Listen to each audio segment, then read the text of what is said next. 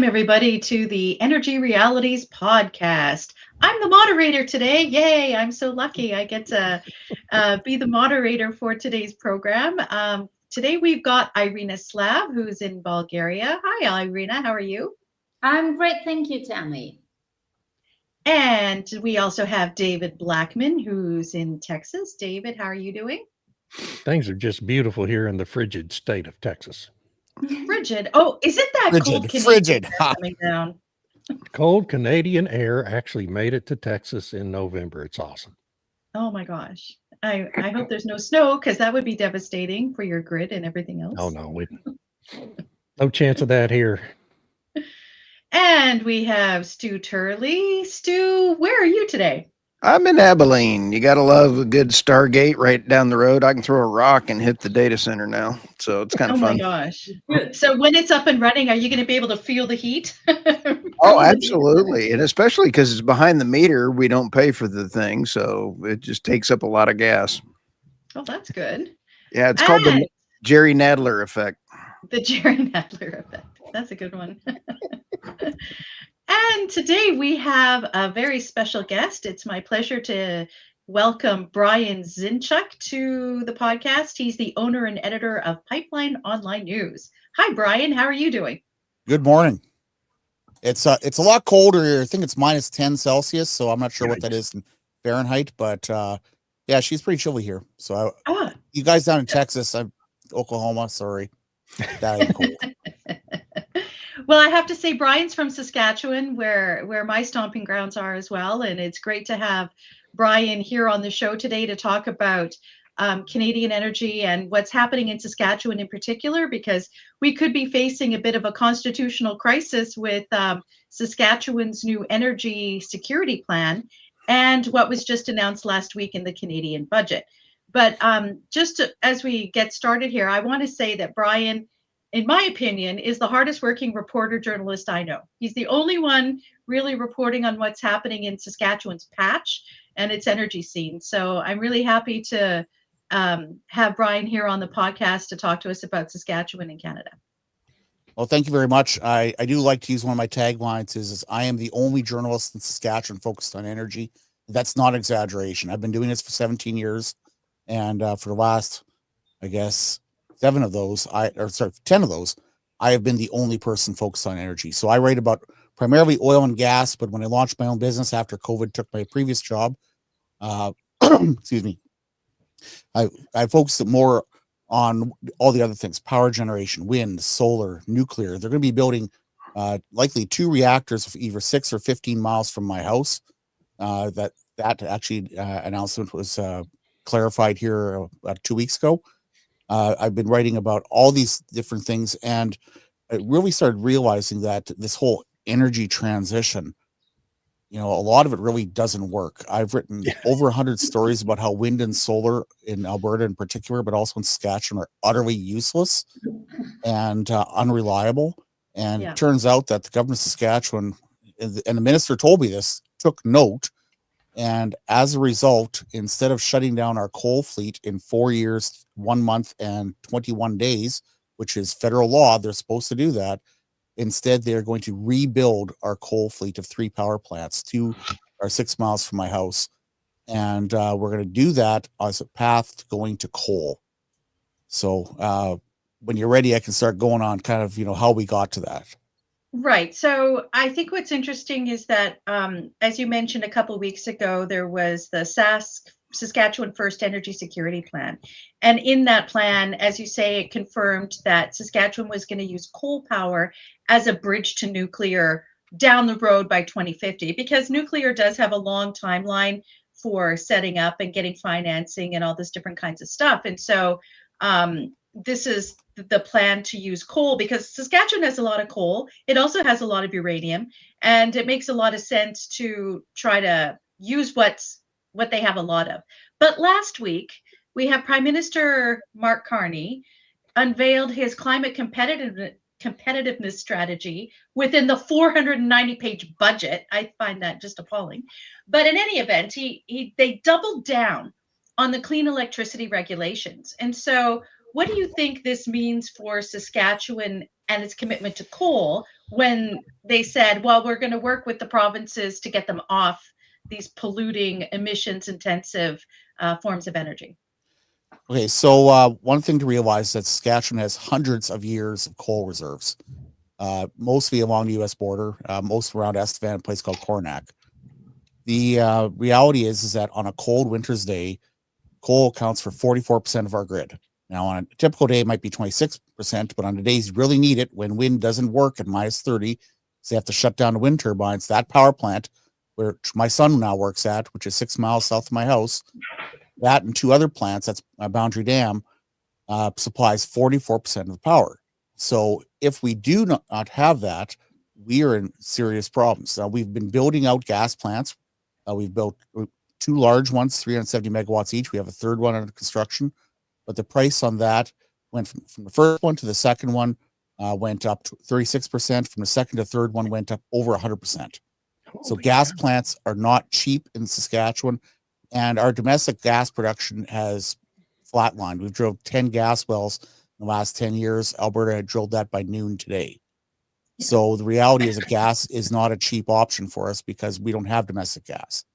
Not much of it anyhow. So the clean electricity regulations were brought in by a federal minister named Stephen Guilbeault, who was a former Greenpeace activist.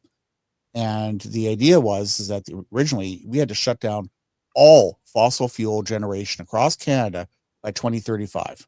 Yeah. That is 9 years, 1 month, and 21 days from now. Now, given Alberta, which got rid of its coal fleet last year, now on some days is 94% natural gas. And Saskatchewan, you combine natural gas and coal, it's up to 88% on a cold day. That would basically mean turning off the lights for the entire western part of Canada. Yeah. You know, people will literally, this is not exaggeration, they will freeze in the dark.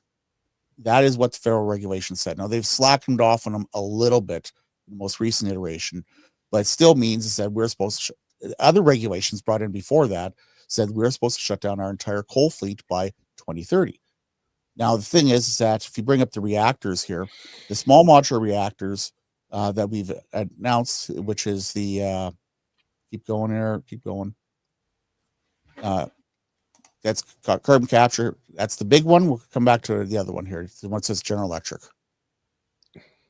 There we go. So these ones here, this is a design that was chosen by Ontario Power Generation, Tennessee Valley Authority, Estonia, Czechia, a bunch of other countries. We were one of the first ones to choose this. We announced this choice back in 2022. We've been working on this since earlier than 2020. The first megawatt from one of these 300 megawatt reactors won't hit the grid until 2035.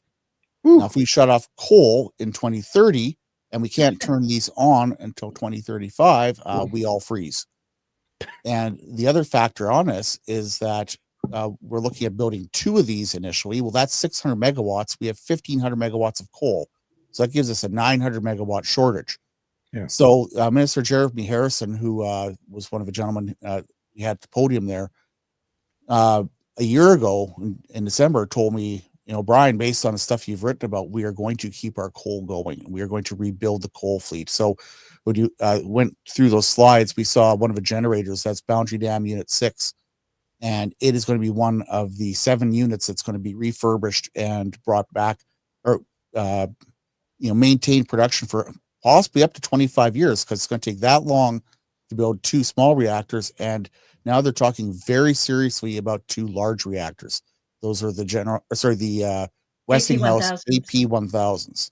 Yeah. What's really important about that is that in the last 2 years, Saskatchewan-based corporate darling called Cameco bought 49% of Westinghouse out of bankruptcy, and 51% was bought by a company called Brookfield Asset Management, whose previous CEO was a guy named Mark Carney. So I know that's a lot to take in, but what it is that we are going to build nuclear. It's going to be billions and billions of dollars. But the reality is that to get there, we have to burn coal, keep the lights on. And the provincial government has said, we don't give a care what the federal say. And probably more stronger words begin if F start than that. Brian, let me ask you this. I interviewed JU and the CEO of Nano Nuclear, and they've got a Canadian authorized or plant that's going in to build microreactors, and they've got one in the U.S. as well. Are you familiar with them? Are you aware where that is? They might be. So what's happening is that on the eastern side in New Brunswick, they're looking at two small and micro reactor designs. That might be one of the ones that's not being considered in Western Canada. Where the term small is really a misnomer. I mean, this plant here we're looking at is equivalent in power to the one that the Shand Power Station, which is a coal plant, which has 1 unit. Right. You know, so it is small. Is really it was a marketing term. They're not small. Micro are small. Yeah. Okay. So anyway, there was actually there was a big thing about that, is that the first micro reactor from Westinghouse is called the eVinci, and Saskatchewan Research Council was going to build the first one. We had signed on for that, and then just as this conference took place on starting October 20th, the Canadian Nuclear Association West, first conference they ever had in Western Canada, Westinghouse pulled the project from Saskatchewan Research Council because it turns out Donald Trump's Department of War has more money than the government of Saskatchewan. They want to use those microreactors for military use, military and aerospace, which I think means the moon. And I'm not exaggerating with that. They might want to put one of those on the moon, maybe on a starship. Yeah, my understanding is that they want to use these microreactors, and they have a lot on the nuclear submarines already and the aircraft carriers, but that they want to use it for powering bases and whatnot within the U.S. has 10 bases that have got 18 microreactors already starting to roll through on a major project. So, yeah. No, I haven't heard anything confirmed on that, so I'd love to dig into that, Stu. Well, Irina, I mean, what do you think about having the extension of coal, and what is, will Europe look to what Saskatchewan is doing and say, hey, you know what, they're keeping coal, and China's keeping coal, maybe we should keep coal too? Well, I don't know about Europe, but I just went to the website of the Bulgarian system operator. I'd like to share my screen if possible. Go ahead. Let me see if I can do this. Yep. Can you see my screen? No. Let me add it to the stage. All right. There we go. So this is current generation. Okay. It's not cold. It's about 15 degrees Celsius. It's cloudy in my part of the country, but I expect somewhere else it's sunny. And yet we have coal power plants supplying 37% of our electricity right now. The nuclear power plant is supplying 27.51%, which is already more than 50%. 65, yeah. Wind is a little bit below 7%, and PV apparently, it must be really sunny somewhere. But yeah, I think these figures, let me just, shall I stop sharing? It's up to you. Okay, I think it's clear that more than 50% of the country's electricity comes from coal and nuclear. And the colder it gets, the bigger this portion will become. And this happens every single year.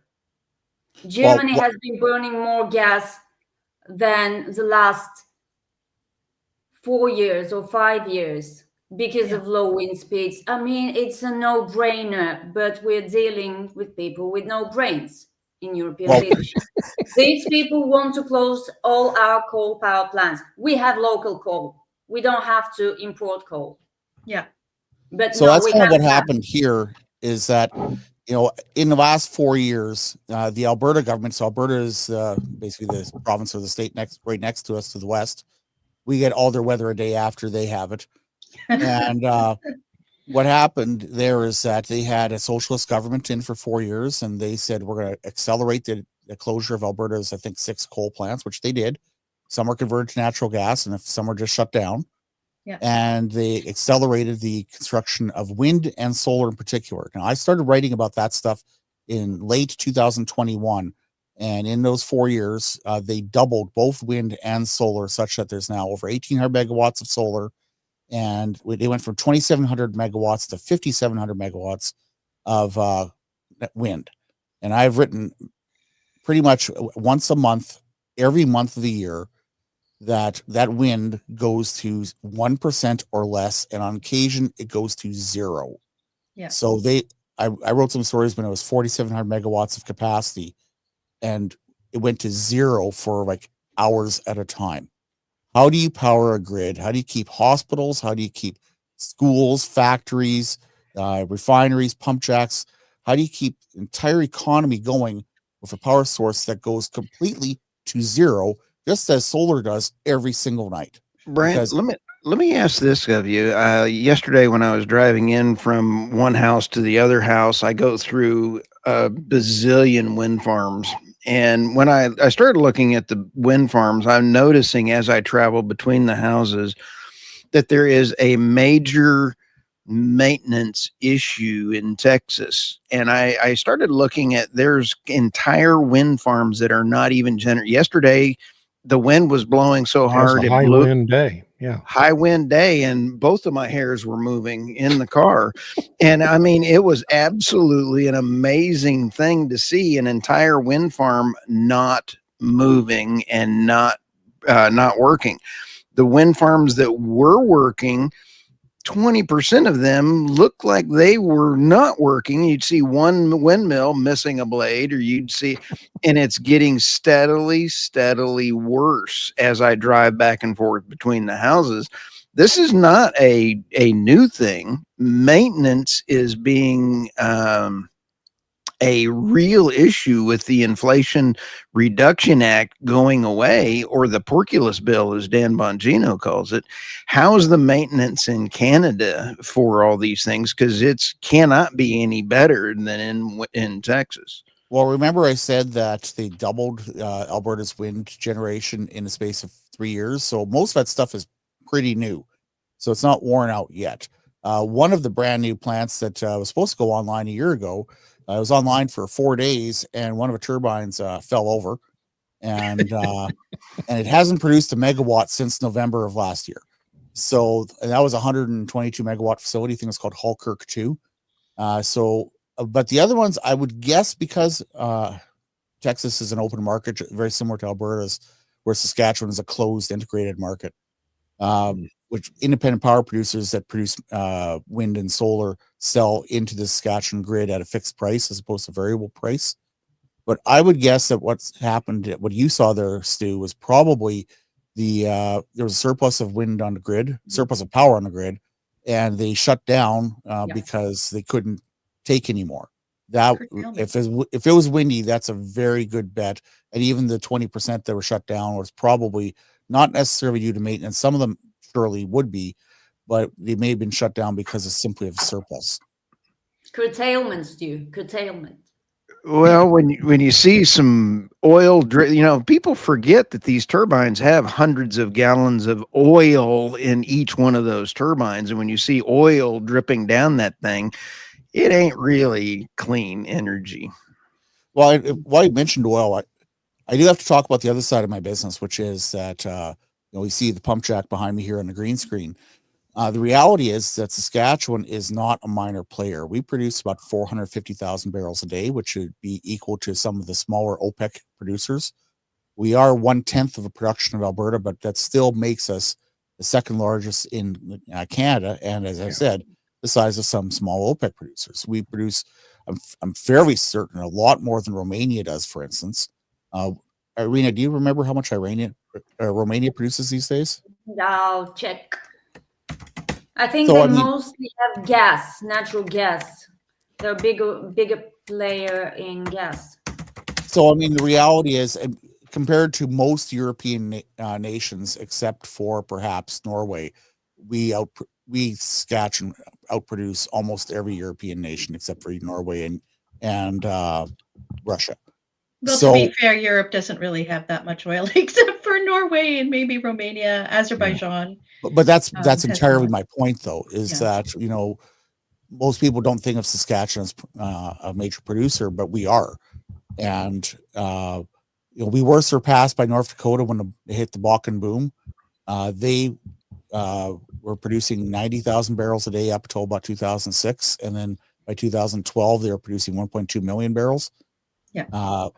We've stayed relatively flat, almost consistent for about 24 years now at around 450,000 barrels. But what's interesting is that both the government of Saskatchewan under Premier Scott Moe, who was the premier who made the decision to keep coal going, as well as the Alberta premier, Daniel Smith, who you may have heard of, might want to join Montana one of these days. They have both said on stage in, I've videoed this together. They both want to double their respective oil production.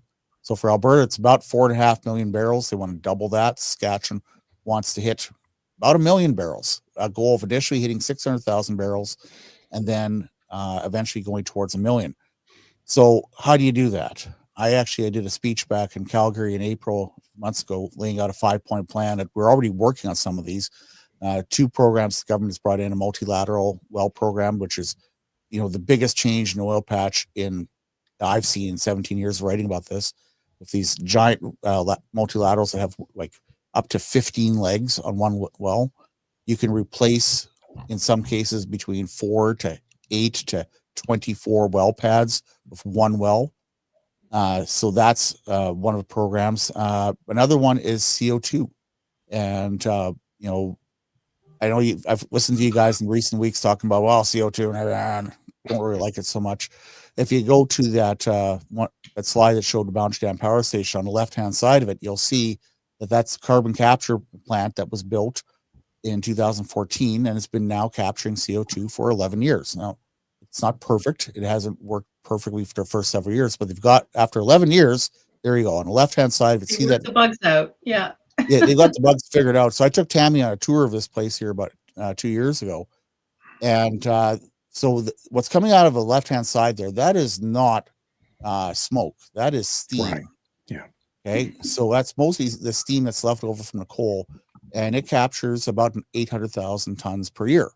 Now that CO2 is piped down a pipeline, which goes down the left side of the screen, which you can't see, to an oil field 70 kilometers away.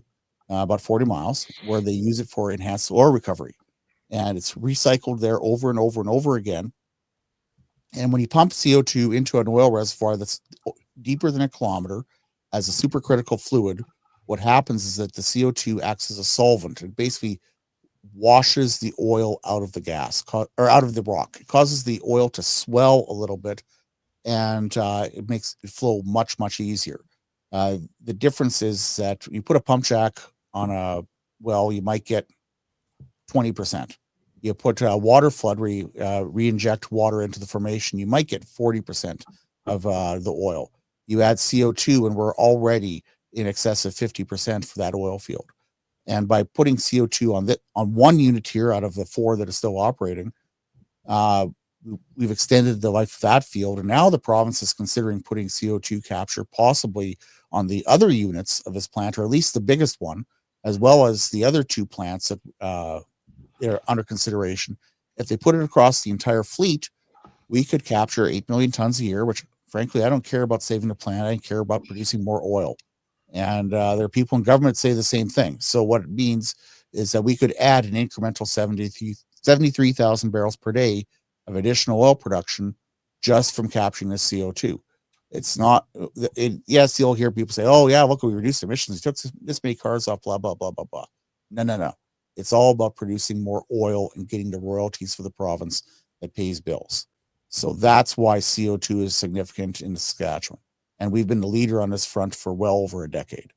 Yeah, and part of that plant also, it stores it underground to see what the long-term consequences are of the underground storage. And it's been this international project with, people monitoring it and seeing what's happening and so on. But That's I think exactly right. Yeah, so just 2 miles to the left there, you'll see that you can't see it on here, but there's 2 wells. It's called the Aquastore project, and that's a deep geological storage. And they've been doing this test, as Tammy said, for a long time.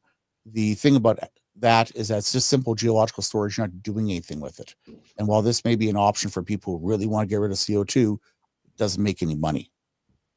Right. But I think that the problem with the federal government, run by the Liberals and NDP, whatever, is that they have a tax credit for carbon capture. But if it's being used for enhanced oil recovery, you don't get it. And if the power stations, if the coal wants to stay in production in Canada, they won't be able to get credit for whatever CO2 they capture if it's being used for enhanced oil recovery. So this, I think, is setting up a bit of a confrontation between the province and the federal government with respect to, number one, keeping the coal, and number two, using the CO2 capture for enhanced oil recovery. Because even though Saskatchewan wants to increase its oil production, where is it going to go? Is it for internal use? Is it for export? And if it's for export, is it possible to increase the amount of pipeline capacity going to the United States? And how will the federal government sort of address those issues? So I think there's a bit of a confrontation lining up there. Yeah, it's absolutely, it is a case of ideological blinders. There's no reason to give an investment credit just to put it in the ground and leave it there when you use it for CO2 enhanced oil recovery, or CO2 EOR as it's called, and produce more oil, which is greener and nicer and lower emissions and all that. And the Premier likes to say that Whitecap Resources is a net zero oil company. The reality is that if you're going to capture the CO2, use it for something. There is a marketable use for it. And it's not just about, supposedly saving the planet. One of the things that I like to talk about, I don't have it in front of me here, but I have a map from the Saskatchewan Geological Survey, which shows the recession of the continental glaciers. And the ice over Estevan, where I live, retreated about 15,000 years ago. It started retreating 20,000 years ago. And by 8,000 years ago, that ice, which was up to 3 kilometers thick in the northern parts, up to 2 kilometers thick where I live, it all melted by about 8,000 years ago. Now, was it my gas guzzling pickup truck or the 2 coal-fired power plants beside my house that caused that ice to melt? And every time I mention that, I get exactly the reaction that Dave is, kind of chuckling, because people realize, well, duh. So, I mean, if you can make a continental ice sheet go away and increase the ocean level by 400 feet in a space of 12,000 years, which is exactly what happened, the Hibernia oil platform, which is 200 miles off the shore of Newfoundland, that was dry land, 10,000 or 20,000 years ago, because it was dry land covered in ice, but it was not ocean. It was that continental shelf, including all the continental shelf around, Texas and Florida. That was all dry land, 400 feet. The English Channel was dry land. The UK was not an island. And most of the U.S. politicians were there personally to witness that. Oh, exactly. I don't know what you have, electing people that are one step out of the grave. That's just an American thing, I think. It certainly is. It's disgusting. Well, David, I wanted to bring you in here because, the way Alberta has done their grid and retiring coal and doing whatever is very similar to what was happening in Texas. And what Alberta's seen and what Brian has written about so extensively and so well is about how the more wind and solar that was brought on the grid, the more expensive everything became. Oh, yeah. And the prices went up for consumers. Did you see the same thing in Texas? Yeah, I mean, our power rates here in Texas have increased 50% since 2019. And that's all, that's during the time when we've had the big solar boom and continuing build out of wind. But when the big storm hit in 2021, Winter Storm Uri, the first 2 power sources to drop off the grid, and Baker Institute at Rice proved this, were wind and solar. Immediately dropped off the grid, just fell completely to zero. And then ERCOT comes in and cuts the power to a bunch of oil, gas fields and gas pipelines, compressor stations coming in from the Permian Basin, and they freeze up. And so suddenly the gas starts dropping off the grid, and we end up killing 300 Texans because of all this, because we had all the capital that should have gone to building more dispatchable natural gas and coal plants in the warmer parts of Texas, near the demand centers, had gone to building wind and solar, which were the first to drop off the grid.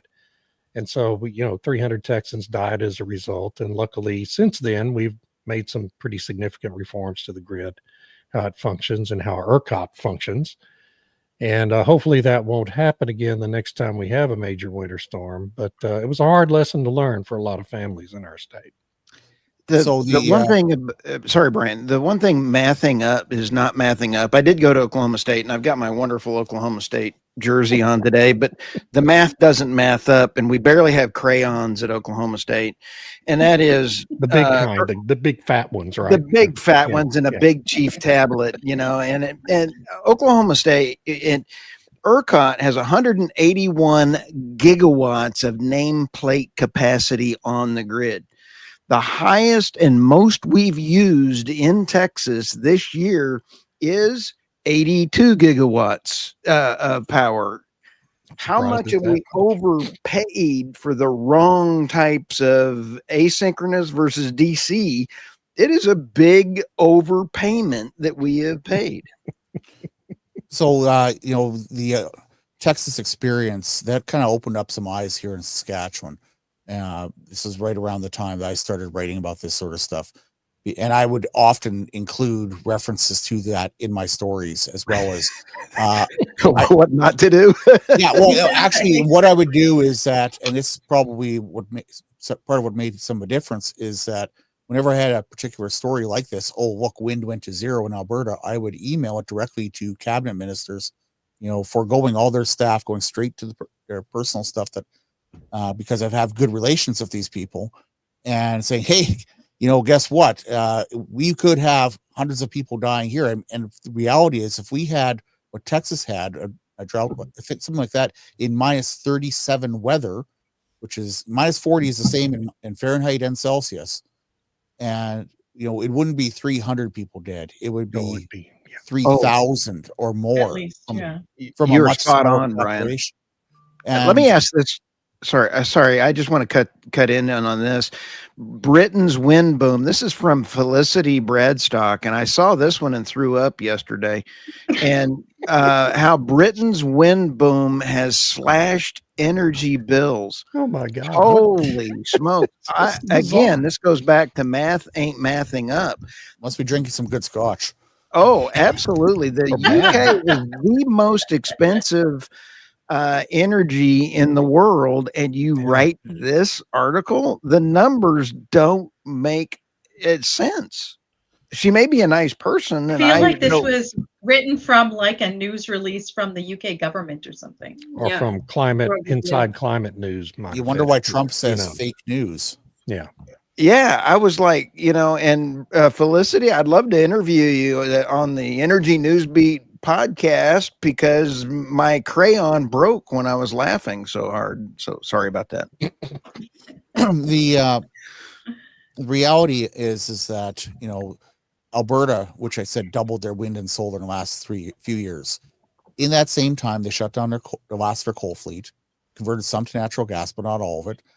But they've added so much wind and solar that when it does hit minus 30, as it did in January, I think a year or two ago, for 4 days, they had grid alerts 4 days in a row. And it got to a point where their dispatchable contingency reserve went to zero, at which point you start having exactly what happened in Texas, where when your demand outstrips supply, you start having a drop in frequency.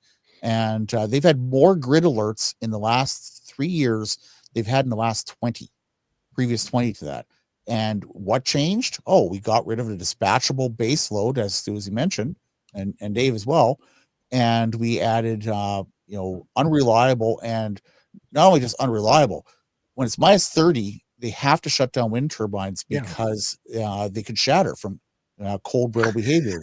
One of the first things I learned when I spent a few years flunking out of mechanical engineering was cold, brittle behavior. And the reality is that turbines have to shut down. So in Alberta, that's 5,688 megawatts. In Saskatchewan, it's 817 megawatts. Yet sorry, on the day you absolutely need it the most, when people are turning on space heaters and everything else to get a little bit warmer, you don't have it. And that almost always happens when it's dark.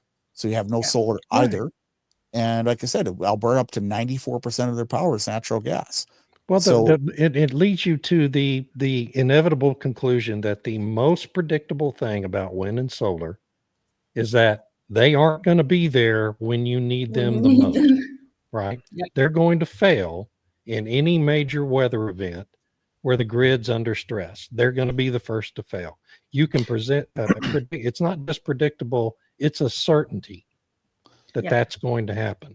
But we And could put any grid operator that allows big that storage, David. build out to Big occur storage. without let's adequate talk about dispatchable capacity ought to be prosecuted. Let's talk about storage for a second. Because now the reason I talk so much about Alberta is that they publish every generator, every facility in the entire grid, minute by minute data, 24 hours a day, 7 days a week. And there's a website that logs it, and you can data mine that to your heart's content, which I frequently do. Saskatchewan puts out 1/23,000th the amount of data points. And I know because I've done the calculation. Because it's a closed market, they don't want to put that information out. But the stuff that they do put out is because I kept beating them over the head that they finally put out something. Anyhow, my point of this is that one of the interesting things is Alberta has built 10 grid scale BESS Tesla pack batteries. For almost all of them, for the last few years, they typically produce power to the grid on average 3 times per unit for 7 to 21 minutes at a time. The most capacity they have is running full out, supplying the grid for 1 hour before they're depleted. So that's 190 megawatts of capacity that they can produce for 1 hour, and that's it on a grid that generally needs 10,000 megawatts every minute of a day. So the reality is that people are spent, and we built one of these in Saskatchewan. I don't have data on it, but I do know that it was announced at $26 million and came in at $36 million. Of course. 20 megawatt capacity that can output that for 1 hour. I just wrote about storage today, but about Germany. They don't have a lot of battery storage. In fact, they have a lot less. I'm sorry, I seem to be frozen. The But video is frozen, yes. I was going to say, you look nice. You sound great. No, I'm in a very bad position anyway. And the reason they don't have storage, which is never mentioned, is that it's too expensive and it takes up a lot of space. And their batteries, the batteries, they have less than 3 gigawatts for utility scale backup. They can only discharge electricity for a period of 1 hour. But from next year, all new battery capacity will be discharging for a maximum of 2 hours, which is great. But the Spanish blackout lasted for 10 hours. So what are you going to do if this happens in Germany? Right. And Winter Storm Uri lasted for 4 days. Okay, 4 days. Or what value is that? We had 7 days in January of, I think it was 23 or 24. Sask Power reported 7 days of no appreciable wind at all in January. You get those systems in the wintertime and it's just still. It's just still. And that happens in Europe as well, that you get these particular weather systems and everything's calm. So it's like, well, how does wind work then? And it tends to be not necessarily sunny in the wintertime. So you're certainly not going to be getting the solar. So, then it's like, well, you end up having to create two. This is what we've been talking about a lot on the podcast, is that you have to have 2 separate grids. Or three. Or 3. You have a reliable one, and then you have the one that isn't reliable, and you use the unreliable one when you can, but ultimately you're paying for both. You're paying for them.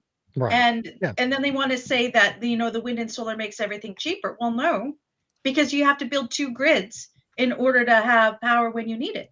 So I follow you guys. I watch almost every episode, even if I don't watch it live, because I'm not a morning person. But you guys discuss this a lot. I guess what I really want to bring to this discussion here is that these are things that we know because we the 5 of us talk about this on a daily basis. But the fact that Saskatchewan has gone and said we shall not do this. We actually made a law called Saskatchewan First Act, which reasserted our constitutional right in the Constitution. It actually says that the provincial governments have sole jurisdiction on electrical power generation.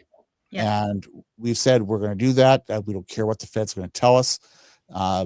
The Feds are asserting a carbon tax. We wrote a law that says carbon tax cannot be applied to Sask Power, our Crown utility, or to the people. It all goes to one person, the Sask Power minister, who was on stage in Estevan 2 weeks ago joking that he has $261 million in carbon tax bills sitting on his fridge, so his kid can't get a PlayStation. But what's really important here, though, is that we are the finger in the dike. We are the ones who are saying, this far, no further. We are done with this. We are going to fight back. We are not throwing away. And this is one of the things I often said in my emails. Why are we throwing away what we know works for what we know absolutely does not work? Exactly. And it's finally registered. We're going to keep doing coal for another generation. And if we put carbon capture on it, honestly, there's no reason to shut down coal ever if you have carbon capture on it. Because if it's almost all your emissions are problem? captured. Yeah.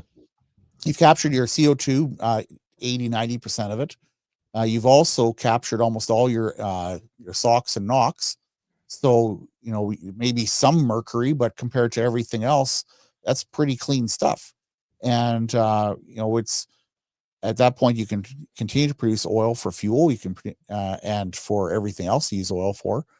And, I think that Saskatchewan, it's taken a while to get here, but I think that we are leading the charge on this. And,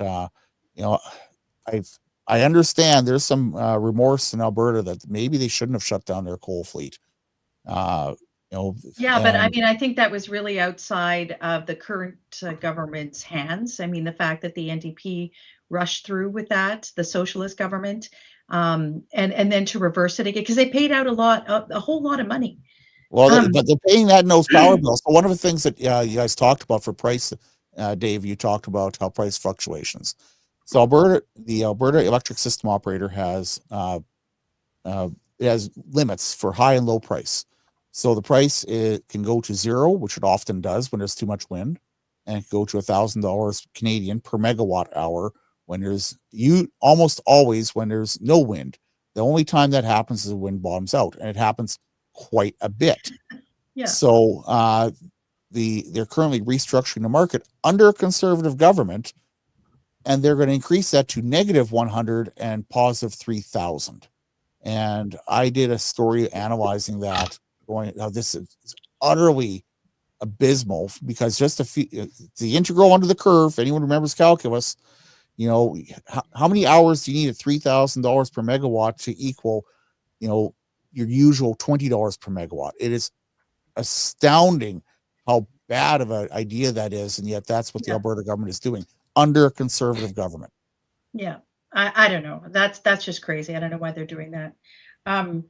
But the other element is the way that this is being pushed in Canada is that there's hydro resources in other provinces, which makes the 80% of the Canadian grid so-called clean, right? So we have lots of hydro in British Columbia, Manitoba, Ontario, Quebec, some of the Maritimes, and then there's the nuclear power. And so that puts Canada at this 80% whatever clean number. But Alberta, Saskatchewan, we don't have that much hydro. And I know Saskatchewan does have a dam of Lake Diefenbaker, and so they're able to generate a little bit of hydropower, but we just don't have the water. The water to do it. And so just let me finish here. One of the things that they're saying is that we're going to have all these interconnections.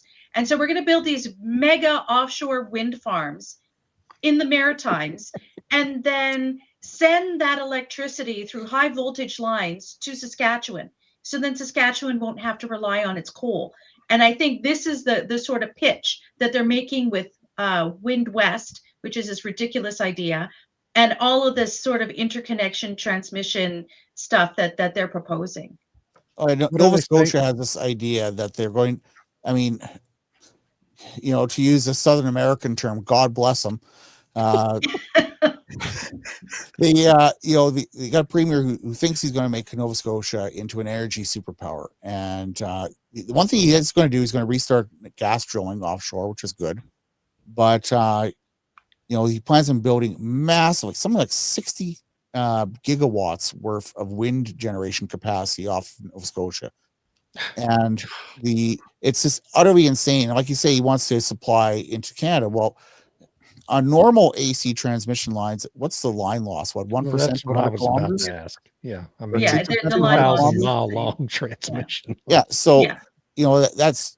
I mean, yeah, you can go high voltage DC, but the reality is that the practicality of it is next to impossible. And one thing to remember about wind, I had this epiphany the other day, because I was out once when they were constructing a wind turbine facility near Assiniboia, Saskatchewan. And I realized that when you assemble these things, and the crane's out there and it's lifting a great big nacelle and whatnot, they have to do it on a day when it's calm, which means every single place that a wind turbine is assembled has calm days. Otherwise, they could have never assembled it in the first place. Right. So it's just utterly ridiculous.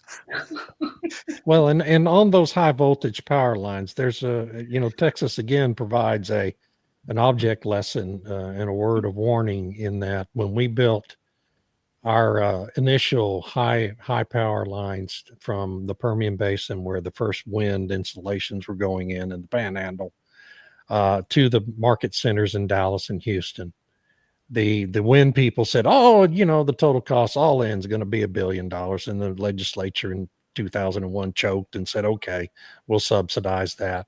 10 years later, the final tab was $7 billion. Okay. 700% cost overrun. And that's what's going to happen with those lines too. It happens every time it's done. It's going to be an enormous cost overrun. The initial estimates are lies. They're outright lies, just designed to get the government to say, okay, we'll move ahead. So now apply that. Okay, so the government of Canada, through its federal budgets and through various different things, has frequently said the Canadian grid is expected to double in the next 24 years. Yeah. Double. So what that means is that imagine, I've used this example, they were twinning a highway where they have an initial 2 lanes and they add another 2 lanes to make it a 4-lane highway. South of Regina, they did 10 kilometers. And it took 2 years to do that, and cost a fair bit of money to do that. And they did another 10 kilometers here. That's 6 miles at a chunk. Now do that for every single highway, road, street, alleyway in the entire nation, right, in 24 years, 1 month, and 21 days. Okay, because that is what doubling the grid is. Everywhere you see 1 transmission line, you need 2 transmission lines. Everywhere you see 1 generating station, you need 2. Everywhere you see 1 power line running down your back alley, you need 2 of them. That is the reality of doubling the grid. And where are you going to get all the material? Where are you going to get the copper, the aluminum, the steel, the workers, the construction crews to do all this? The right-of-way access for all this stuff is utterly unbelievable. And yet this is the mantra, not only of the Canadian government, but you hear it coming out of the United States as well. We're going to double the grid. Well, if we can't build, there's that 1 transmission line they're having issues with in the southern states. I think it's, I think it's from Oklahoma, somewhere in that area there, Stu, you might know about it. One that they couldn't get built. The one on the Indian reservation. Yes. The Choctaw reservation. Yeah. So now multiply that times the entire country. We're going to double the grid. And we're going to do it in 20 years. Yeah. Good luck with that. Yeah. Especially with distributed power. I mean, it makes no sense. Yeah. The quiet part nobody's talking about is the fact that China and India are building coal plants like you won't believe. Well, we've lost the war. Clean coal, Brian, as you bring out, is absolutely a phenomenal technology. Using CO2 capture to enhance oil makes a lot of sense to me. That is absolutely wonderful. Capturing the particulate matter out of a coal plant to turn it to clean coal is feasible. What we're facing is a total marketing machine that has been built around wealth Demonizing it. transfer. It is absolutely a mind-boggling event. And when we see, I want to just, before we run out of time, I do want to bring this up. Gavin Newsom absolutely is pathetic. America's all in, and great job sharing this, Tammy. I don't want you being picked up in the UK for putting out something true and funny, by the way. So, governors, we don't have a delegate going to COP30, but yet we have several governors going to COP30 trying to say that they know what's best for the United States, when America is very much looking at a national security risk caused by Gavin Newsom, as he has devastated and eviscerated the oil and gas. He's losing the state in California. We have a pipeline in California that is losing $2 million a month, and they actually are having some huge problems keeping that thing open. And he's now allowing Kern County. Anyway, he can't govern his own bathroom, let alone his state. Anyway, yeah, sorry. That's part of the We Mean Business Coalition, which has it was originally set up by Mike Bloomberg, and now it's like this other thing. And if you look at who their partners are, the Climate Disclosure Project, Ceres, the Climate Group, the B Team, the World Business Council for Sustainable Development, which is also affiliated with the World Economic Forum. And so they did this last time Trump was in power, where they had a different thing called the We're Still In or whatever, the We're Still In coalition, to say that even though Trump was pulling out of Paris, they were still in, and they were going to do everything through the cities and the states in order to have climate progress and so on.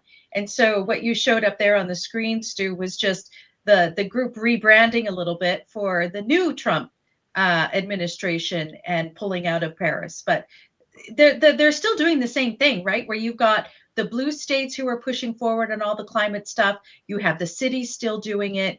In Canada, you have Mark Carney, who just signed on the weekend to this new carbon market initiative with China and the EU. So it'll be interesting to see what happens in the next little while, because we have the Trump effect, which is trying, really hard to have an energy realist position and to have a strong energy secure future. And then we have the EU still doing its thing with the UK and Canada and all these other coalition groups or whatever that want to have the carbon border adjustment mechanism. They want to have carbon markets. They want to do all of this ESG stuff.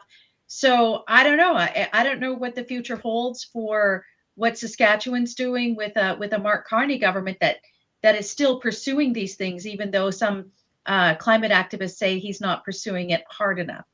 Well, the carbon tax, you're right. They did double down on that in the budget.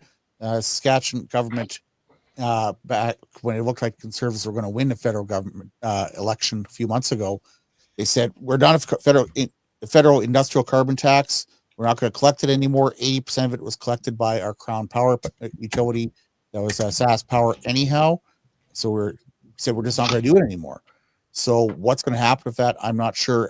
Is one thing I did want to talk about that you kind of alluded to here, Tammy, in that if the world is concerned about emissions, and I'm not, but if it is, we have to go nuclear. And there was a big announcement that came out a week ago that came out after that conference I attended, in which Cameco, which I mentioned previously, based in Saskatchewan, and Brookfield, which was formerly headed by Mark Carney, as well as Westinghouse, which they now own, signed a deal with the United States government for the development of $80 billion US of AP1000 reactors. Sounds like it's looking like some between 8 to 10. I think 10 reactors is the number I saw mentioned. Now that does two things. One, it puts a price on them, which is actually pretty reasonable price compared to what Vogtle cost, 3 and 4. Because they're nth of a kind. So that Saskatchewan's looking at building 2 of them. Alberta's looking at building 4. There could be 4 going into Ontario, possibly 8 into Ontario is being considered. The reality is that if you put that into perspective, Trump just recently sent the USS Gerald Ford to go spank Venezuela.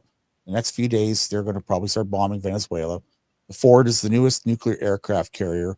It was by far the most expensive, cost $14.4 billion. The scale of that deal that Cameco, Westinghouse, and Brookfield signed with the U.S. government was equal to 5 Ford carriers, 5.5, which is basically half the American aircraft carrier fleet.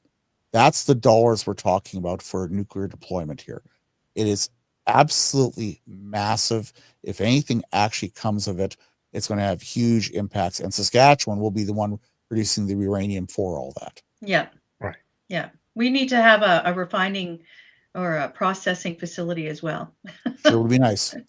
Would be nice. But I noticed that also in the Saskatchewan Energy Security Plan, they're also enhancing education. So that because all of these different facilities require people who can run them. And they put forward different things, reaching out to the Polytechnique institutes and whatnot in order to train the future workers at these facilities, which is good.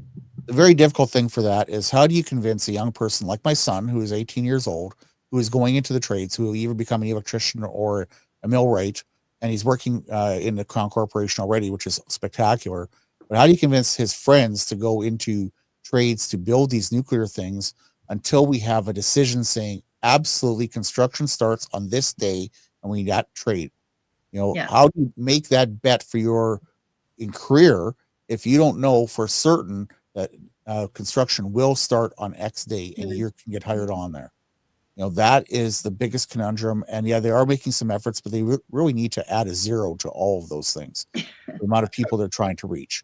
Yeah. Brian, I think you bring up a fantastic point, and we need to get Mike Rowe on the thing. But I'll tell you, AI is a game changer for a lot of employees. And if you don't understand AI or use AI, you will be unemployed. And my daughter's a heavy-duty mechanic apprentice. Do what? My daughter's a heavy-duty mechanic apprentice. My son's going to be a millwright or electrician for that exact reason. I told him do not do a job that can be replaced by a robot. Right. Exactly. And that's exactly where I'm going. And Irina, for the authors that are out there that are being replaced by AI is replacing a lot of writers. And you look at the writers that are out there, Felicity is one of them that should be replaced. But you take a look at how it's being, AI is going to be replacing a lot of jobs. For those people that keep their jobs, they're going to need to know how to use it. For me, I'm 65, but I'm learning how to weld. That's good. I can run an excavator too, Stu, if you ever need instructions for your backhoe. Exactly. Manual work. Yeah. I agree with that. Well, I think we're pretty much out of time. We didn't get to the stories today. But just to wrap up, I'd like everyone just to say where people can find them. Brian, where can people find you? Pipelineonline.ca. Okay, everybody, that's pipelineonline.ca. If you want more information about what's happening in Saskatchewan, you can follow Brian and you'll see what's happening in nuclear, mining, all kinds of things. David, where can people find you? Blackmon.substack.com. And he's on the energy additions now. He's given up on the absurdities. Yes. I guess we'll have to wait for another Well, it's still Democrat. absurdities, but there's no transition going on. So yeah, no transition. had to drop that part. And Irina, where can people find you? At Irina Slave on Energy. For now, I'm still thinking about rebranding, but I haven't settled on a new brand yet. So for now, it's Irina Slave on Energy. It's just so bland. Oh, but it's good. It's good. good. It's just the point. And I loved your piece about the pets on the weekend. That made me angry. It made me angry too. Yeah, what they're trying to do is so bad. But I harness this anger. And Stu, where can people find you? Hey, you can also find me at energynewsbeat.co. And I just interviewed Lars and Irina. He said to say hi. So you've got a far reach out there. He is a cool cat. He wrote the book, The Unpopular Truth. That'll be coming out Friday. So you can also find me on energynewsbeat.co or .com and my Substack. So Brian, I really appreciate you and everything that you're doing. And I love all of your comments and heckling when you do get out of bed and join us. But you are a true treasure for the energy industry. Thank you. Thank you. Absolutely. Thank you, Thank you. Brian. Thanks, everyone. Have a a great lovely week.